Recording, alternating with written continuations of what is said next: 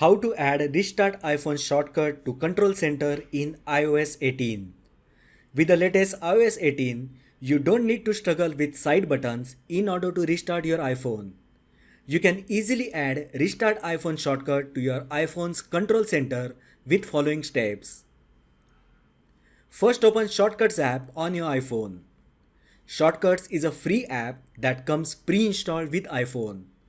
In case if you don't have Shortcuts app, then you can download it from App Store for completely free. Now tap the plus icon in the top right corner to create a new shortcut. Tap on search bar and enter shutdown or restart. Now select shutdown action. Next, tap on shutdown action highlighted in blue color. From the options, select restart. Let's rename this shortcut. Tap on drop down icon at the top center of the screen and select rename option. Just assign a name of your choice to this shortcut. Now tap done on keyboard. You can even add a custom icon for this shortcut. Tap on drop down icon again and select choose icon option.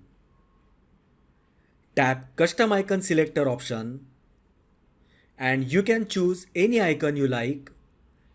You can even change background color of the icon if you wish.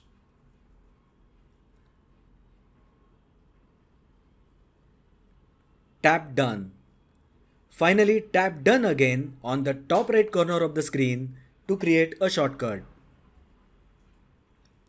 Now we will add this shortcut to Control Center. Open Control Center on your iPhone by swiping from right corner.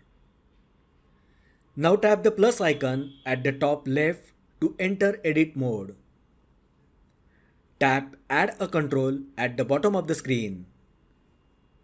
In the control gallery, search for shortcuts and tap on it.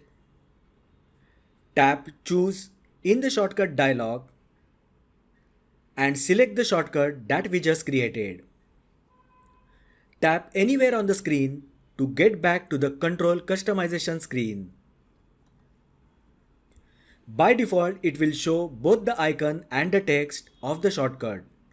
But if you want to show just the icon, then resize it by dragging it from the bottom right corner.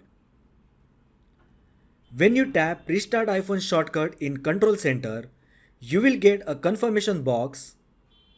Just tap Restart and your iPhone will instantly restart. So that is how you can add Restart iPhone shortcut to Control Center in iOS 18. If you find the video helpful, then like the video, share with your friends and subscribe to my channel. Thanks for watching and I will see you in the next video.